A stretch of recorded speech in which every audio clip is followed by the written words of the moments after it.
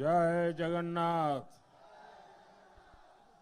जय जगन्नाथ। ओडिशार सबू भाइयों भौणी मानको मोर नमस्कार एवं जुहार। ओडिशार मोर सबू परिवारजन मां मौसी भाई भौणी जूब साथी मानको शुभेच्छा ओ अभिनंदन।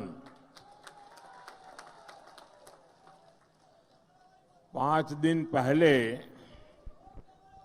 मुझे दिल्ली में उड़ीसा पर्व इस शानदार समारोह में शामिल होने का अवसर मिला था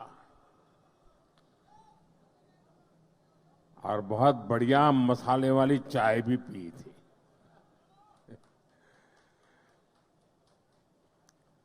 और मैंने धर्मेंद्र को जरा डांटा था। मैंने कहा यार इतना बढ़िया कार्यक्रम किया, मेरे पास जरा ज्यादा समय होता तो मैं और ज्यादा अंदर घूम लेता।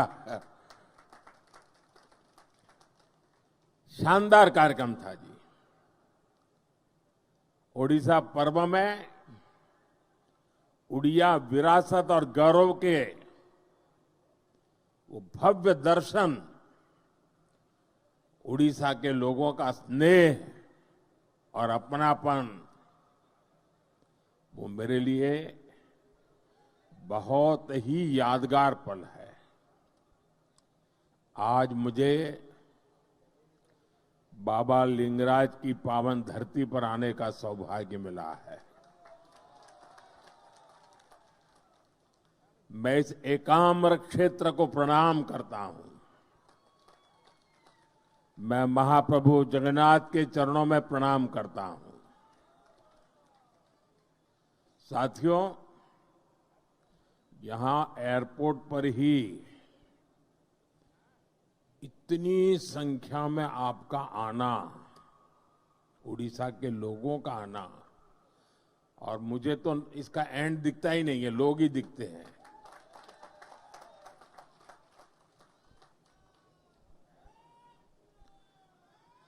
आपके इस प्यार के लिए मैं आपका बहुत आभारी हूं।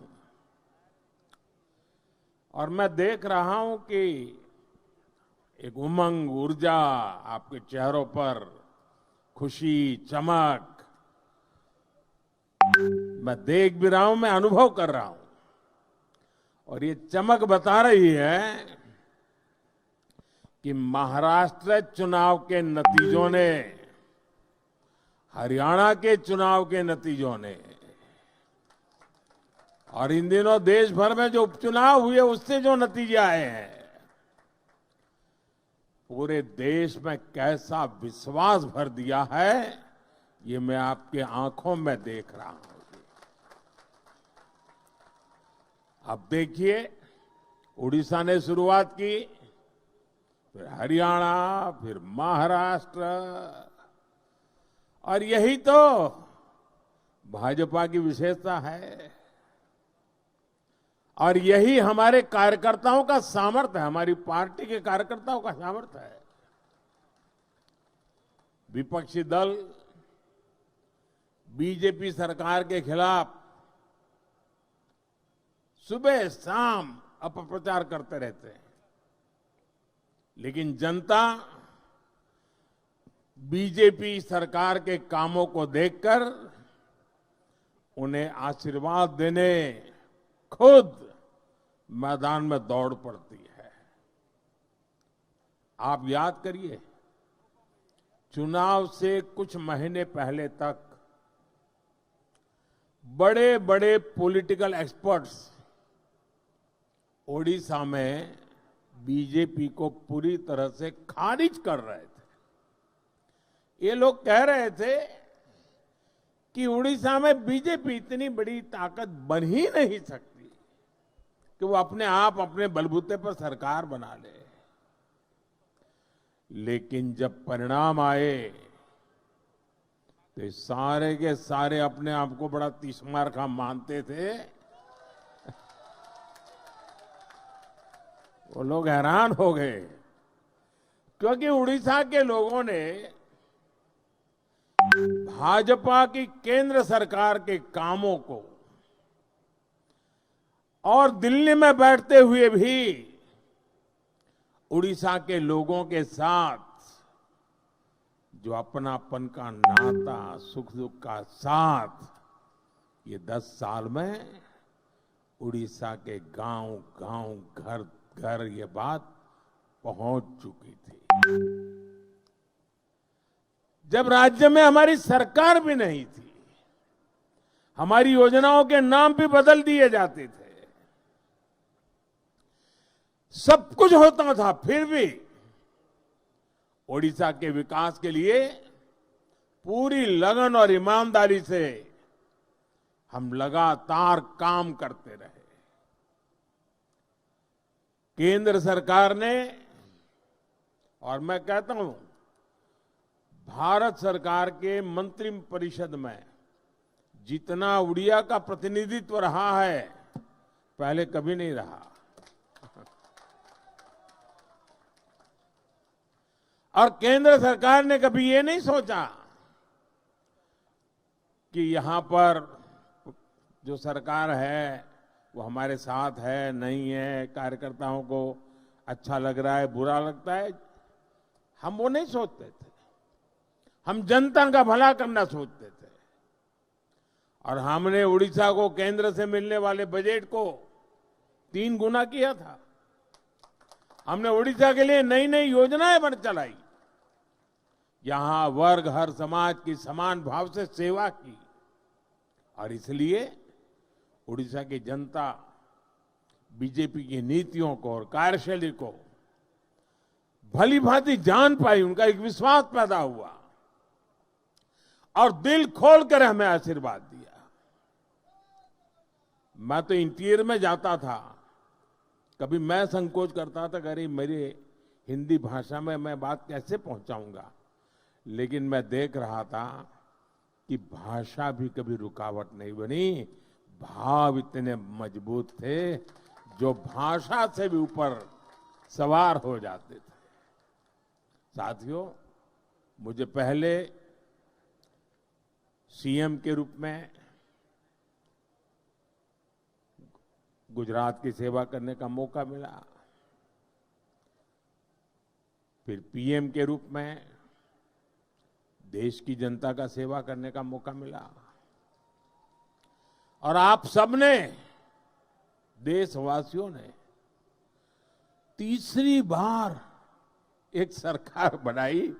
मैं दुनिया में जहां भी जाता हूं, सारा दुनिया के लोगों को लगता है भाई क्या बात है, हिंदुस्तान के लोग 140 करोड़ का देश, इतना बड़ा देश, और लगातार एक सरकार को बार बार चुनता जा रहा है। हम 14 में आए, 19 में आए, उससे दुनिया में जितना प्रभाव था 24 में उससे अनेक गुना ज्यादा हो गया है। और साथियों, जब मैं सीएम पीएम के रूप में काम करता रहा, मैंने राजनीति के अलग अलग रंग देखे हैं, मैंने उसके तरीके भी देखे हैं। और मैं मानता हूं कि राजनीति में नीतिगत विरोध ये बहुत स्वाभाविक है, ये लोकतंत्र का स्वभाव है। किसी भी निर्णय को लेकर अलग अलग मत हो सकते हैं। राजनीतिक दल अपने हर तरह के विचार जनता के बीच ले जाते हैं, और पूरा अवसर होता है जनता को प्रशिक्षित करने का। हर राजनीतिक दल को, राजनीतिक विचार को हक होता है। और ये अधिकार का भरपूर उपयोग कर भी सकते हैं। राजनीतिक दल अपनी बात जनता के बीच पहुंचाने के लिए, जनता को जागरूक करने के लिए आंदोलन भी करते रहते हैं। लोकतंत्र की, संविधान की मर्यादाओं में रह करके अपने विचार को प्रकट भी करते हैं। और आंदोलन पहले भी होते थे, आंदोलन आज भी होते हैं, लेकिन पिछले कुछ समय से एक बहुत बड़ा बदलाव आप सभी महसूस कर रहे होंगे। भारत की संविधान की भावनाओं के उसे कुचल दिया जाता है। लोकतंत्र की सारी मान मर्यादाओं को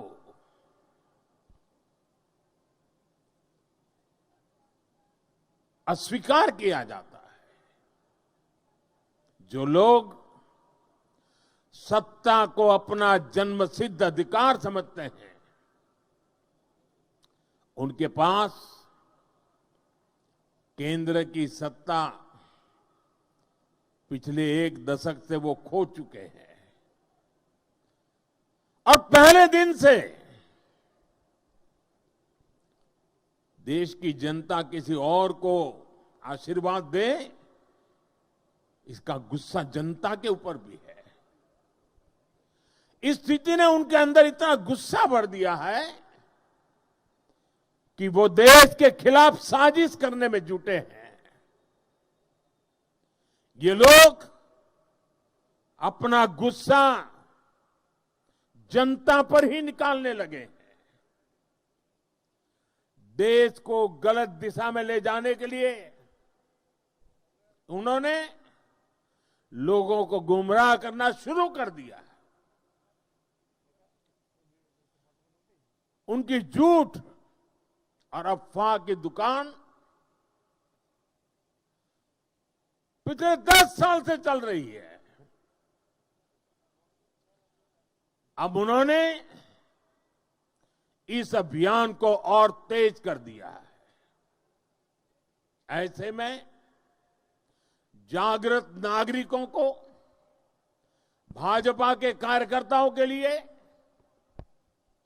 जो देश को प्यार करते हैं उनके लिए, जो संविधान का सम्मान करते हैं उनके लिए, जो लोकतंत्र को जीते हैं उनके लिए, ऐसे लोगों की हरकतें, उनके इरादे, उनके कारनामे बहुत बड़ी चुनौती बनते जा रहे हैं। और इसलिए मैं सभी देशवासियों से कहना चाहूंगा, लोकतंत्र के प्रति समर्पित हर कार्यकर्ता को कहना चाहूंगा, हमें हर पल सतर्क रहना है और लोगों को जागरूक करते रहना है।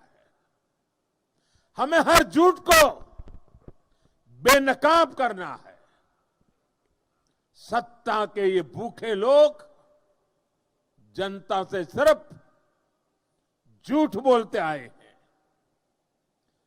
जब इनका एक झूठ लोगों पर काम नहीं करता, तो उससे बड़ा दूसरा झूठ गढ़ते हैं। ये अपने कार्यकर्ताओं को भी झूठा दिलासा देने के लिए यही कर रहे हैं। मैं तो, आप भी तो देखते होंगे ना, 2019 में जो चौकीदार उनके लिए चोर था, 2024 में आते आते वो ईमानदार हो गया और एक बार भी चौकीदार को चोर को गाली नहीं पड़ी। इनका मकसद सिर्फ यही है कि किसी तरह देश की जनता को गुमराह करके सत्ता पर उनका कब्जा हो, ताकि देश आजाद हुआ तब से आज तक जो लूट चलाने वाला गिरोह है, अलग अलग नकाब पहन करके निकला हुआ एक गिरोह है, उसको देश की जनता को लूटने का एक मौका मिल जाए। साथियों, आज केंद्र की भाजपा सरकार उड़ीसा के गौरव को, उड़ीसा को बड़ी प्राथमिकता दे रही है।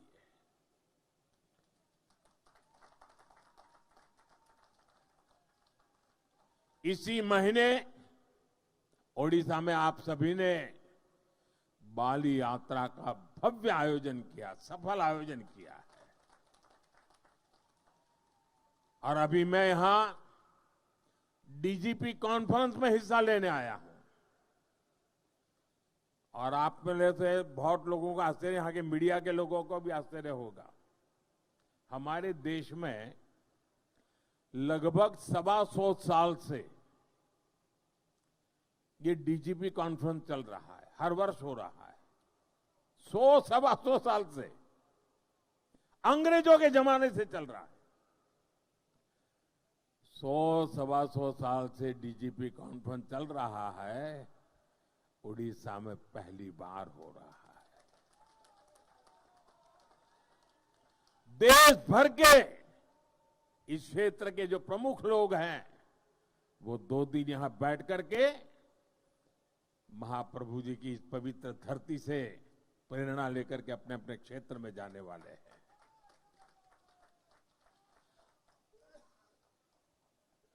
अभी तो डीजीपी कॉन्फ्रेंस है, अभी 4 दिन के बाद 4 दिसंबर को यहां पर नौसेना दिवस का अवसर इस बार पुरी में ऑफ डेमो 2024 का आयोजन हो रहा है। ये भी अपना अपना बहुत बड़ा अवसर होता है। वो भी पुरी के ब्लू फ्लैग बीच पर नौसेना का अपने सामर्थ्य का प्रदर्शन करेगी। इसका मतलब कि पूरा उड़ीसा वैश्विक नजरों की केंद्र में आने वाला है। और फिर 1 महीने के भीतर भीतर 2025 में जनवरी महीने में ही 8 से 10 जनवरी भुवनेश्वर में प्रवासी भारतीय दिवस का बहुत बड़ा आयोजन है। विश्व भर के लोग आने वाले हैं। दुनिया भर के लोगों का आपको स्वागत करने का अवसर मिलने वाला है। और यहां लोग जो भावनाएं लेकर के जाएंगे, पहले G20 में अलग प्रकार के लोग आए थे। ये हमारे देश के ही लोग हैं जो कई वर्षों से विदेशों में रहते हैं, वो सब आ रहे हैं। और ये लोग जब वापस जाएंगे ना, तो उड़ीसा की इतनी कथाएं दुनिया भर तक पहुंच जाएगी। उड़ीसा का भरपूर प्रचार प्रसार होगा और यहां पर्यटन के अवसर बढ़ेंगे। हम उड़ीसा को देश ही नहीं, दुनिया के नक्शे पर प्राथमिकता दिलाना चाहते हैं। इस तरह के आयोजन उड़ीसा को मिल रही प्राथमिकता का प्रमाण है। आप अभी से प्रवासी भारतीय दिवस की तैयारियां भी जरूर करें और G20 से भी शानदार होना चाहिए। एक ऐसा अवसर है जिसमें हर कार्यकर्ता अपने सामर्थ्य का प्रदर्शन कर सकता है। हमारा उड़ीसा स्वच्छ हो, सुंदर हो, हमारे पास 1 आध महीना है, शानदार कर सकते हैं, सफाई का बड़ा अभियान चला सकते हैं। यहां की संस्कृति से लोग परिचित हो, इसके जन भागीदारी से करना है। उड़ीसा के हर नागरिक को लगना चाहिए दुनिया के मेहमान मेरे घर आ रहे हैं, ये भाव आना चाहिए। हम और आप मिलकर के उड़ीसा के गौरव को बढ़ाएंगे। साथियों, उड़ीसा में डबल इंजन की सरकार बनने के बाद यहां हर सेक्टर में विकास ने नई गति पकड़ ली है।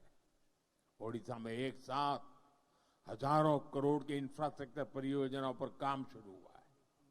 सरकार की कल्याणकारी योजनाओं का फायदा हर वर्ग को मिलना शुरू हुआ है। खेल हो, शिक्षा हो, पर्यटन हो, हर क्षेत्र में ओडिशा ने जो रफ्तार पकड़ी है वो अभूतपूर्व है। ओडिशा के शहरों में आधुनिक सुविधाएं, नई नई सुविधाएं जोड़ी जा रही है और राज्य की भाजपा सरकार यहां स्टार्टअप इकोसिस्टम डेवलप करने पर फोकस कर रही है।